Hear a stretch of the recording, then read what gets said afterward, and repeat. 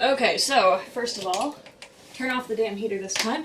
Somebody requested that I review all the Keytars that I have, but what I don't think anybody was expecting was for me to attempt to review every Keytar in 2 minutes each. So, here we go. We're gonna start with, the RockBand Keytar, this one here. The great things about it is that it's got full-size keys, if that's what you're looking for. It's extremely inexpensive. This one was $4. It's got 5-pin MIDI, so it's compatible with all your 5-pin MIDI things. It has a really nice octave shift that goes on basically forever, and it has a patch select button, so if you have it plugged into main stage or something where you control all of the patches that it can select from, and you can narrow it down from like 100 something patches. Shit, this is the wrong app for this. Hang on. Stopwatch app. It's under clock. Here we go. I've got 1 more minute on this Keytar. So, it's got... Shoot, if I've only got 1 minute, I've got to switch over to, negatives. Okay, so the key bed is not very tall, which means that you have to work really hard to play softly, because when there's more distance between the top of the key and the bottom of the key, you have more control over quiet noises because it takes longer, you've got a little bit more control. This doesn't have that, so you're smacking on it all the time because you feel like the keys should be taller. It doesn't have a sustain button, the pitch bend is hard to reach and backwards, the modulation is backwards, and if you're using anything that you can't control what all of the patches are that it can select, it just won't do it. You just can't do it. And also, this didn't work with my cheap MIDI interface. I had to buy one that was like $40 instead of one that was $8. This one is the same thing, except it's purple. 58, 59, moving on! Alright. The Alesis Vortex. I haven't reviewed this one fully, but it's got a lot of keys. Oh yeah, I didn't mention that the keys on this are really small. I'm going out of order now. It's really easy to set up with, like, set it up on main stage, and that was super easy. Shit, cool. So I've set it up on main stage. It's really easy. The key bed is super duper springy, so you can play really fast because the keys come right back up to meet you. The little pads are really sensitive, and that's nice. You got like 400 faders, so if you want to go into your DAW and set each one of these to do something in the synthesizer, then it's like having the whole synthesizer in front of you. The sustain button is giant, and that is really cool. Like the giant sustain button, and the pitch bend wheel is really sensitive.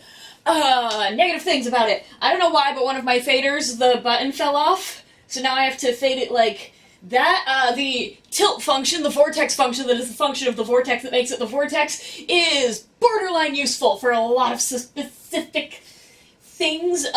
The touchpad is really handy to have, but, unless you're doing a lot of funky modulation, you, don't want to... The pitch bend wheel does better pitch bend than the modulation thingy. Shit, okay. So,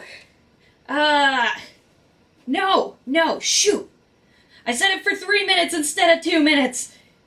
2 minutes, alright, we are moving to the SHS-10. This thing's really cool. It looks really iconic. It doesn't actually look like any other Keytar because the neck is on the wrong side. It's got a speaker on it. The speaker's great. It's got MIDI keys so you can reach like 1.5 octaves with no stress at all. You just can do it with your fingers. It's got onboard rhythms. It's got onboard sounds. It has its own speaker. I think I said that. And it can do MIDI.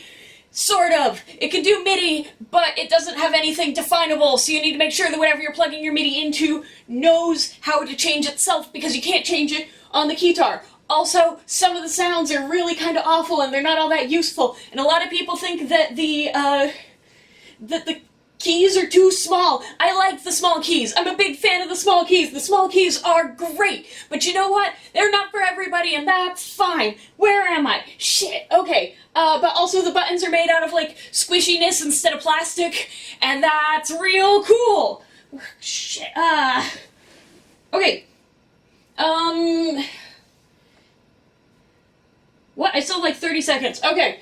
Oh, but it's too small. It's too small. If this was like a little bit bigger, it'd be so much better. Like just like that much bigger. Like still mini keys, but like maybe the size of the Core RK100S. That'd be real sweet. Okay, we are moving on because my timer and my stopwatch are not quite the same. So this is the Edge. The Edge is super fucking fancy. It's got all the sounds are in it, and they're all really good sounding. Like there's all these sounds in the SHS-10, but they're not all good sounding. But all the sounds in this sound really good. And this bar that controls your modulation thing is the bar that controls the modulation is always set to control interesting things. It controls different things in the sound, but all the sound knows what the sound is, because all the sound was designed to work on the specific hardware. So, like, you have to decide where you want to put the vibrato and where you want to put the cutoff, because this decided it. And also there's a cutoff button. There's a definable control that defaults to being cut off, and that's really cool. And all the buttons are really well thought out, and you can make it pink. I made it pink, and that's awesome. And you can see this really well, so when you can't see that, you can see this. The vocoder's cool, it just does a lot of cool stuff. But it's big and it's heavy and it kind of looks like it's trying way too hard to be cool. It's like that kid at your high school who had the Slipknot belt buckle and he tucked his shirt behind it and he said it was because it poked into his tummy, but really he wanted everybody to see the Slipknot belt buckle. That's the kind of thing it is. Okay, so the Edge is like a real instrument and it's awesome and it comes in all sorts of cool colors. But we have to move on. It's heavy. I think I said it's heavy. That's mainly my main complaint, and like, if there were fewer keys to cut down on the weight, I think I'd probably like that. Alright, this keytar over here, on the side, this is the Casio Nissin Cup of Noodles keytar. And the good thing about it is that it's got Cup of Noodles on it, and it's a keytar, and actually it's got some really interesting stuff in it. It exists to punish me for the video where I said the SHS-10 doesn't sound very good. As punishment, the universe brought this into my life. Shit. Okay. So, where are we now? 2 minutes. So it's really cool, and it has a whole lot of really cool functions, because you can set it up to do synthesis like a Hammond organ, or you can, but the rhythms are so, like, I know that a lot of people, like, lose their shit over these rhythms, but, they're very specialty. Like, you have to know what you're looking for with the specialty rhythms. There's not a lot of variety. They're all very beepity beepity boop. And that's really cool if that's what you're looking for. Also, every time you turn it off, it deletes everything that you've worked hard for. And if you leave it alone for 7 minutes, it turns itself off. So you have to back up your work all the time on your computer. You have to do it. It just won't let you do other things. So, moving on to my favorite band. Shit. Oh, fuck. My Soviet keytar's in its case. I'm not gonna have time. So, the Casio AZ-1. I can't review this one super well because mine is broken because it went underwater. But it does have aftertouch, and that's cool. It's got this, like, really long neck, so it has a really distinctive look, and I love the look of this keytar. I bought it because I liked how it looked, not because I thought it would work. And it's got a lot of ways that you can preset things, which is kind of cool.